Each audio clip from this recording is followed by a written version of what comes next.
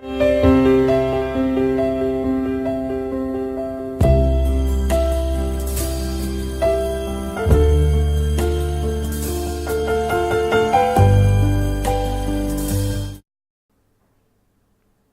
all, welcome to the 24th and last lecture of NPTEL course on scalable data science.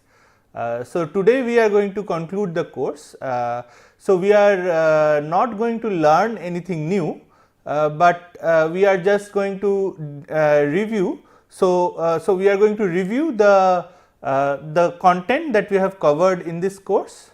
Then we are going to discuss some applications in the context of each of the things or each of the topics that we have covered in this course, and also the extensions to the covered techniques. And then we are also going to discuss some of the next steps. As you all are probably aware that this area is a very new area. So much of the subjects covered in this course have been developed in the last 10 to 20 years, and many of the topics are still under development, and many of the topics are still finding newer and newer applications. So many of the topics covered in this course are kind of actively under research. So we will see some of the next steps in some of the cases that the community is taking. Okay. So as we all know, data science is an important subject in today's world, because all the decisions, all the actions, everything is now becoming data driven, and we are sort of in a digital or data driven age, and also everything is connected. So that also helps in doing data driven decision making. So but what is now become more important is that the size of data sets have become much larger, again due to advances in computing technology, advances in sensor technology, networking, etc. So earlier maybe there was people used to deal with kilobytes or at the maximum megabytes of data sets. So even 10 or 15 years back, people used to typically deal with these sizes of data sets, but now it is very common to deal with gigabytes of data set. Okay. So it is now become very important to be able to do all the data science that you want to do on very large data sets. Another aspect of modern data science is kind of complex data sets. Okay. So for example, consider the data set of user posts on social media. So earlier the data sets used to be somewhat structured data sets, right. So for every data point there are these fields. So for example, for every user there may be a post and there may be user's age, etc. But now consider a user post, let us say on Facebook. Okay. So the post may have some text, but the post may also have something like a timestamp. Okay. So and then the post may also have some images. Okay. And the post may be directed at few of the friends of this user. Okay. So all these things are very different types of data. So the first type is the unstructured textual data that people are putting in. Okay. Where you have to use some kind of natural language processing techniques or similar techniques to process the data. Then there is the image. So image is another kind of data which is again some kind of unstructured data, but you need to use a different set of techniques, something like an image processing technique for analyzing that kind of data. Timestamp is a single number for each post, but it induces a dependence on the data. So, for example, a post which has a larger timestamp than another post came after that post. So, this kind of a sequential nature of data appears because of the timestamp. Also, how close, how much time after a particular post did another post appear. Okay. And finally, the post may be, so this, the previous type of data is called temporal or sequential data. Okay. And finally, people may refer their posts to some of their friends, or they may mention some of their friends, or depending on the platform, they may quote some other posts from some other friends. Okay. And this is a very different kind of data, because this not only tells you about the person who is posting, but also the people, the other people who may have made their own posts, and so on and so forth. Okay. So all this is making the data sets more complex and interconnected. So, there is no the data sets are becoming multimodal. So, there is image, text, then the data sets are interconnected. So, posts of one user is connected to posts of another user, and all these things are coming up. Okay. So both these aspects actually calls for a new set of tools. Okay. So, you can only use the old set of tools to process this data to some extent, but if you want to take full advantage of this kind of data, okay, which are large and very complex data sets, then you have to learn a new set of tools. And in this course, what we have tried to do, and people have realized this, and people have developed these new set of tools over the past let us say 10 or 20 years, so past few decades. Okay. And this set of, so in this course what we strive to do is to provide you an introduction with this set of tools. Okay. So the first class of tools that we talk about is the stream processing or sketching. Okay. So the setting here is that data arrives one by one. Okay. So, it could be because the data is coming over network, it could be because the data is a user input. So, the data user is actually inputting the data one by one in a sequential manner, or something like user is posting his messages one after the other. It could be because the data is coming from other devices. Maybe you are now you are in a IoT world. So, you are in a you are in a world where devices are interconnected, and each of these devices are running their own algorithms. And so, you might be writing a program for your fridge which is connected to many other devices like your cell phone, your maybe power supply, and so on and so forth, and those devices may be sending some data to your fridge. Okay. And then there are sensors. Of course, there are many a times data comes in a streaming manner from many sensors. So, these are all sources of streaming data. Okay. So, in this setting, basically you are allowed to store only a summary of the data. So, this is because mostly because the device on which you are processing the data is not sufficient, does not have sufficient memory to store all the data. So, it is too large, the data is too large. Okay. And here the task is to answer a query at any point in time. So, the query could be, for example, how many distinct elements have passed the stream. Okay. So, and the characteristic of this kind of algorithms is that typically an approximate answer to the query is sufficient. You do not have to answer the query exactly, you can give an approximate answer. So, for example, you may not, so one case is that so there could be two reasons. One is that you need not provide exact answer. So, you only want a rough estimate, or or it could be known that with certain memory constraints you cannot provide the exact answer. So, both these are reasons for going for an approximate answer.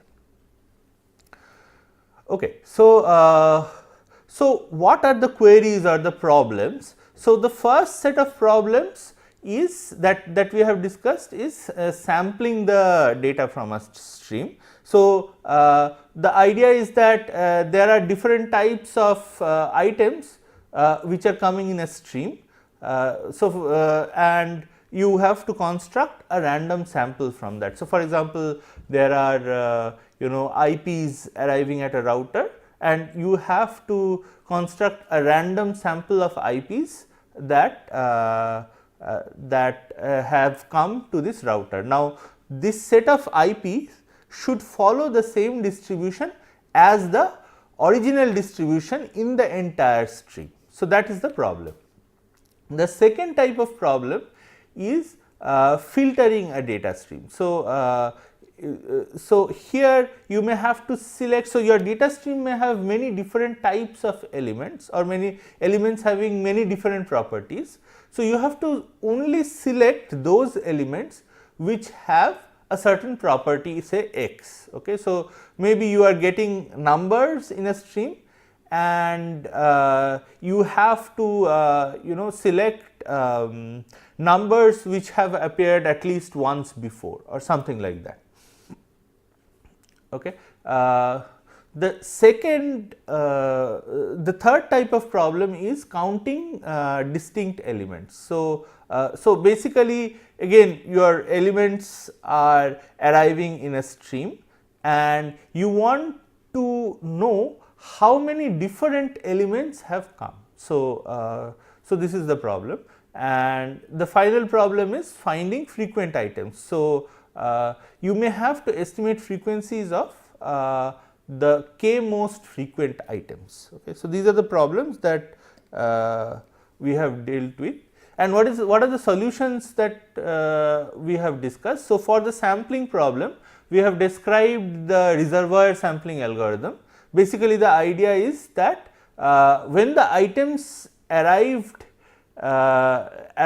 in a stream, okay, you store an item with the probability of it being sampled. So, you update based on the number of items you have already seen, you update the probability of retaining this item. Okay. So, that is the trick in reservoir sampling.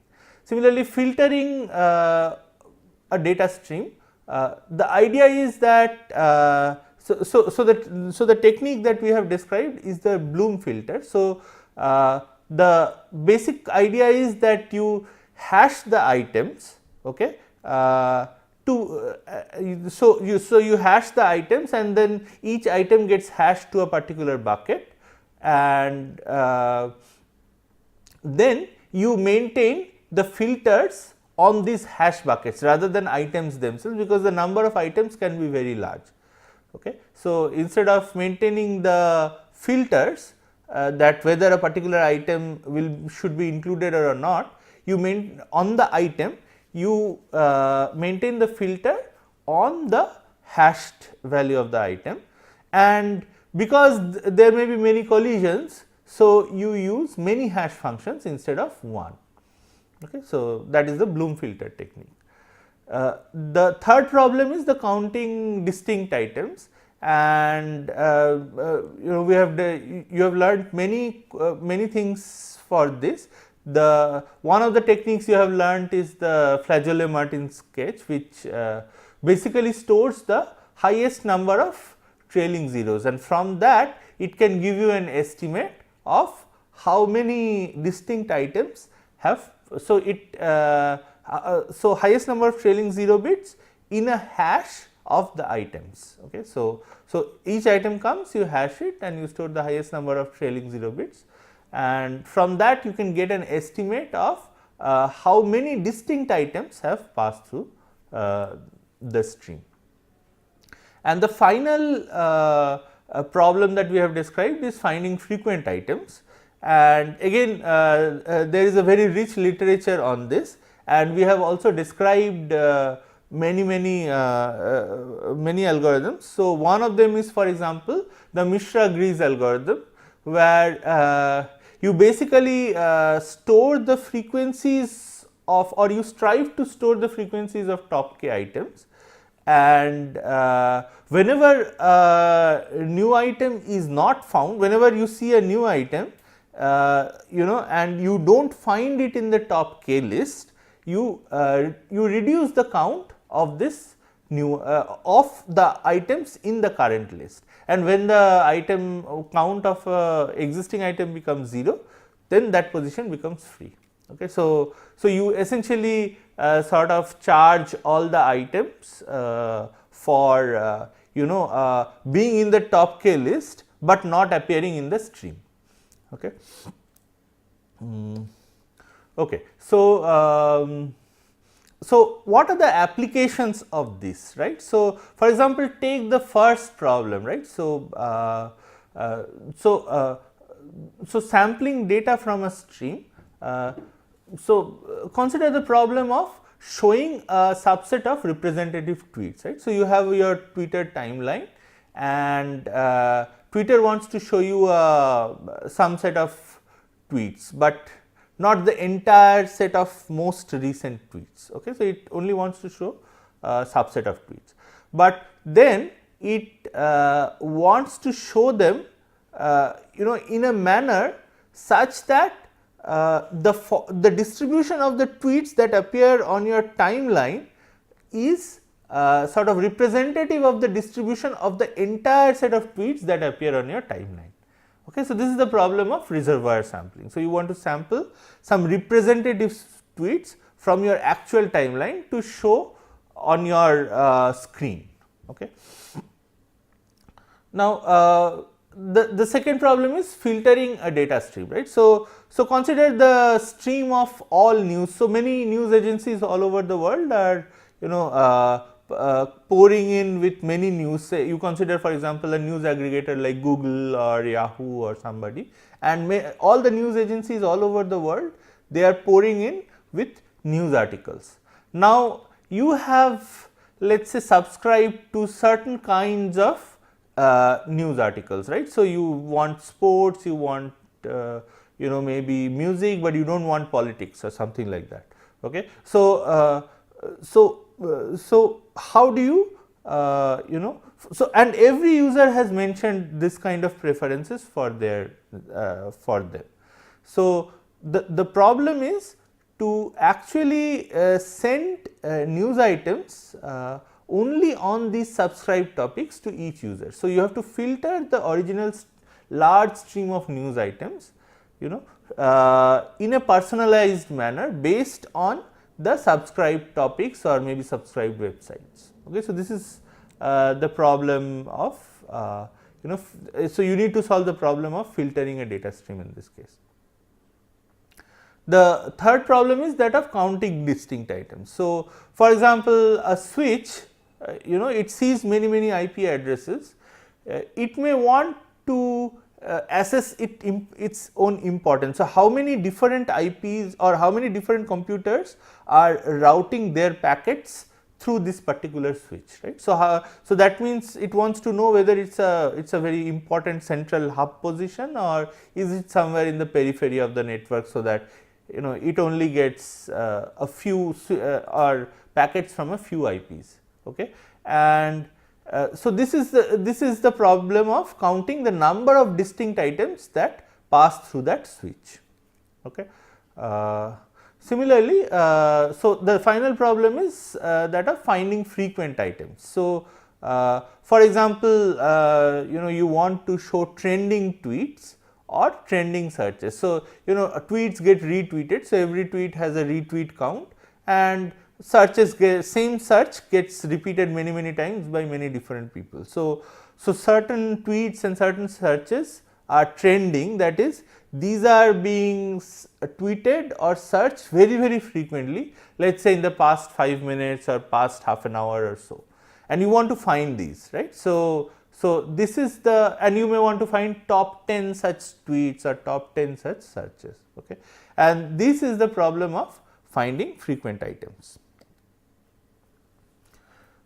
So this community is also trying to extend itself. So one of the direction it is trying to extend itself is combining such queries. Okay. So for example, instead of saying that I want to search for a particular, I want to filter on a particular topic, you may say I want to filter on a combination of topics.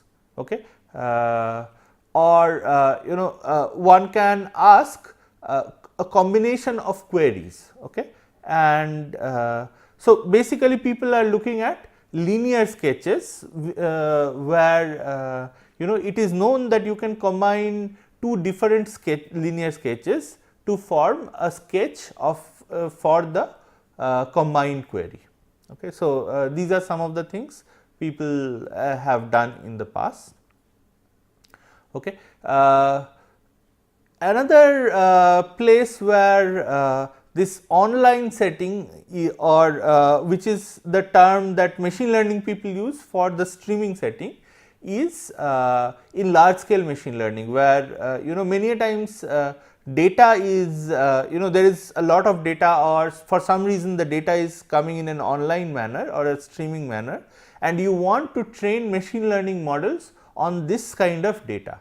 So this is a very active area of research in machine learning, and some of the ideas are borrowed from these streaming algorithm settings.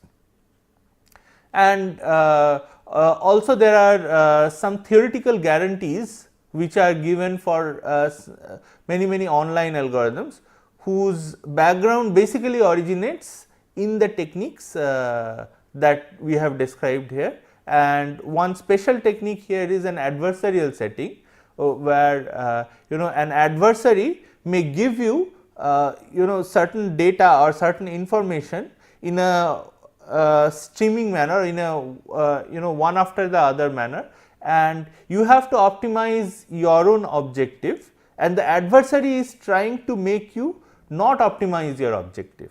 Okay. So all these things are very or these settings are very high areas of research or important areas of research. So the second broad class of techniques that we have described is the locality sensitive hashing class of techniques, and also some kind of dimensionality reduction techniques come together. So what is the problem of locality sensitive hashing? So basically you have to find near neighbors to a particular data point. Okay.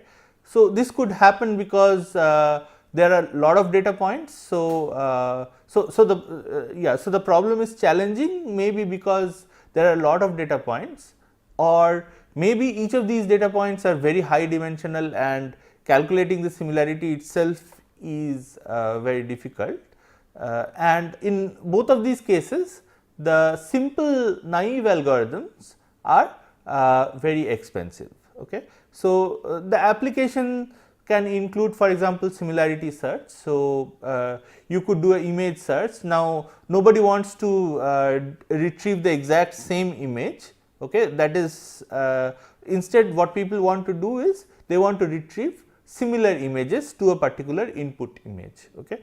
And this is an example of similarity search. Okay.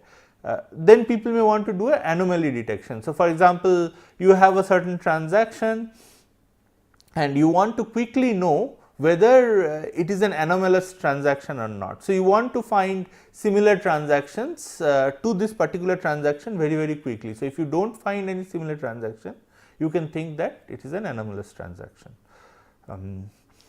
Another application could be plagiarism detection. So either it could be in some sort of documents, papers, or it could be in websites or other content where you want to know, given a piece of content, whether this content is copied from somewhere or part of this content is copied from somewhere or not. Okay. So in this case you want to basically search for similar content among the other content that you may have, and you may want to detect that whether this content is plagiarized or not.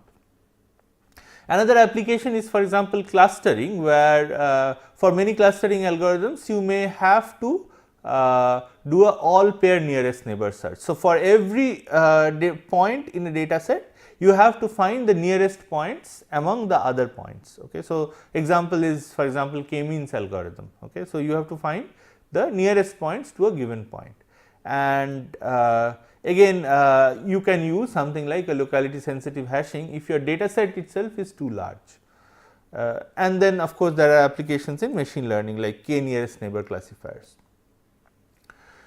So, what is the idea? The idea is that for exact search many times you use hashing, right. So, if you want to find all the entries in a list with the same key value, you just hash the keys and you create a hashed list and then you do an exact search. Okay. So, the idea in locality sensitive hashing is simple. Can you utilize collisions to measure similarity? Okay. And you do that by defining a family of hash functions rather than a single hash function. Okay. So, this can be done for many similarity measures. So, we have described Jaccard similarity, L2 similarity, etc. And the key idea here is that you can use many such hash functions from the family of hash functions. So, what happens is when you do, so you do two types of operation, you do either ANDing or ORing operations. The ANDing operations makes the probabilities lower, but then it also makes the probabilities lower for nearby objects or similar objects. The probability of them being retrieved also becomes lower. So, then you do a ORing operation to make the probabilities of nearby objects higher. So, you can adjust the ratio or the number of ANDing and ORing operation to get a kind of a threshold at which you want to stop. So, you can then only retrieve objects with a certain similarity threshold.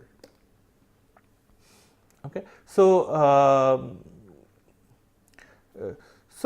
next improvement on this was to use what was the multiprobe hashing problem, is to use basically properties of the hashing function. So, what you do is so the problem with LSH, as we all understand, LSH is a scheme for space time trade off. So, you create a large data structure, typically it is quite large, and then you instead of doing linear time search over the points, you can do sublinear time search. Okay. So, here the idea is that can you reduce the size of the data structure by computing probabilities of points being hashed into near buckets, and then utilize this probability to sample points from adjacent hash buckets as well. Okay. So, this reduces basically the number of hash buckets or the number of hashing functions that you have to use dramatically. Okay. And the final improvement that we saw is, can we learn the hashing function itself. So, for example, if the input is similarity matrix, okay, and you do not have a data point, but instead you have a similarity matrix, can you calculate code vectors for these hashing points such that the Hamming distance between these codes actually gives you the similarity, and then you can use the the LSI scheme for over Hamming distances to sample or to find the nearest neighbors efficiently for this similarity matrix. Okay. And yeah, we can, so basically the spectral hashing techniques calculates a relaxed solution to this problem. So what are the next steps? So, the next, so firstly, this hashing trick has been used heavily in machine learning. So, one of the ways it has been used is in the feature hashing, which has been used for dimensionality reduction. So, you can hash many features into one bucket. okay, and this may cause a collision of features, but hopefully the collisions do not result in much degradation of performance. So, if you have high dimensional data, this is one way of reducing the dimensionality for doing machine learning effectively on high dimensional data. The second trick is that of model hashing. Okay. So, with the advent of deep learning and all these techniques, now one of the things that has happened is model sizes have become very large. Okay. So, how to reduce? But you may want to run these models, for example, on a cell phone which has low memory, okay, or you may even want to train some of these models on low memory. Okay. So, the solution to this is to hash the model parameters. So, if you have, let us say, a large number of model weights, you can hash these model weights into some hash buckets, a smaller number of hash buckets, and then store one value per bucket. Okay. And then you can so basically you can train, for example, neural networks in a memory constrained manner using this data structure of hashed model rather than the entire original model. Okay. And an extension of that can be the winner takes all hash, which basically updates weights of parameters which lead to large activations of neurons. So, instead of so this allows basically instead of hashing weights randomly, this allows in some sense weights which cause large activations of certain neurons, okay, to be preferably hashed together. Okay. So, these are some of the recent developments in this particular area. The third sort of broad area that we have covered is the big data platforms area, and the setting is, of course, that you have huge data, you have to do a distributed storage and processing, and we have described the Hadoop distributed file system for distributed storage and the MapReduce framework for distributed processing, and basically the motivation behind this kind of framework is that first the programmer should find it easy to use. So, for example, programmer does not have to take care of how to distribute the data or how to distribute the tasks, and the programmer should not have to take care of, for example, fault tolerance and things like that. And also the programmer should not write all the distribution code, like so there should be a less coding effort. Okay. And so at the same time the frameworks were designed with flexibility in mind, that it can process unstructured data like text, images, etc. Now, so this was the first set of big data platforms, and these were designed about maybe 10 years back now, somewhat more than 10 years back, 15 years back, and so their problem was that they had a limited expressibility, because the MapReduce framework could express only certain types of programs, and they were inefficient for certain types of processing. So, for example, iterative and interactive applications used to run slower on MapReduce. Okay. So, these problems were basically alleviated by another platform, Spark, which was designed about 7 years back and became matured about 5 years back, and then so they retain the advantages of MapReduce, they do not lose anything from MapReduce, but they add in-memory processing, they add workflows, and they integrate into Scala. Okay. And so this provides with a hugely more expressive platform for expressing your big data computation. And the key innovations there were basically a directed acyclic graph to describe both data and computations, and basically Spark could optimally determine the both the so what subtasks to perform and how to schedule them. Okay, so this concept of DAG processing has now caught on a lot, and many of the high level systems, for example, I will describe one system which is the TensorFlow. Okay. So this system has become very popular for deep learning, and this system also uses the same concept of using DAG to express processing, also sometimes called bulk transformations to express processing. So, however, TensorFlow, for example, uses states for each node, and hence it loses the concept of fault tolerance, but works very well in practice. Okay. And then Spark itself has added many specific features, something like stream processing, SQL type queries, data frames. So, basically for optimized processing of vectorial data, and also some amount of machine learning libraries. And the other important area of research has been how to port many of the machine learning algorithms into the Spark framework. So, for example, how can one do distributed optimization on Spark? How can one write recursive programs in Spark? For example, can we train decision trees using Spark, etc., and some linear algebra applications like matrix multiplication, matrix inversion, etc.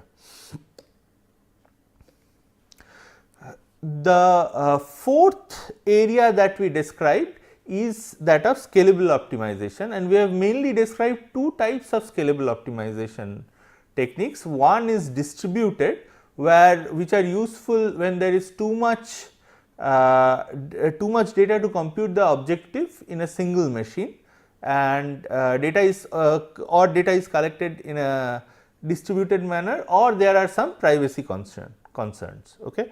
And the final parameters should be available to all. The second setting is the online optimization, where the data required for computing the objective function is arriving in a stream.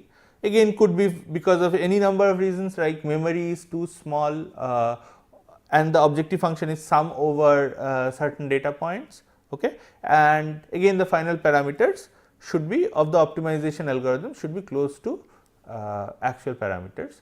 So, for the distributed setting, we have described the ADMM method. Basically, the key idea here is that you write the optimization problem as a equality constraint problem with many variables, one corresponding to every distributed node, and then you design updates which decouples the variables and the so it actually decouples just the variables. Variables are the parameters. So, it decouples the variables. So, the updates to variables are not coupled with one another. Okay. So, this is the key idea.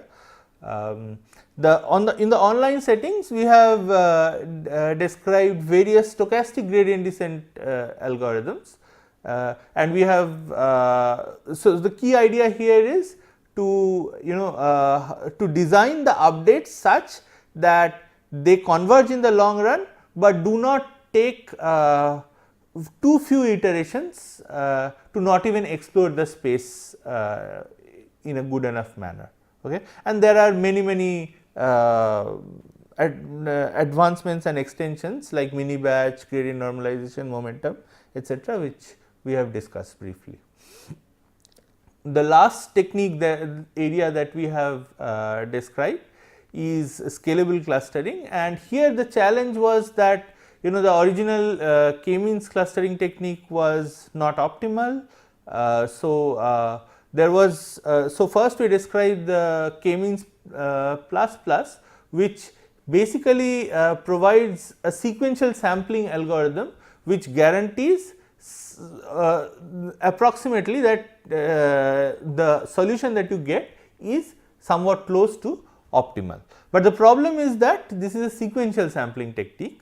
So, next we describe a mini batch kind of variant where we oversample in every distribution, so that basically we can do it with fewer number of iterations. So, original k-means plus plus would require k iterations to sample the k initial points, but the new update would require much fewer iterations. So, with that we conclude this course, and thank you all very much for your attention. Thank you.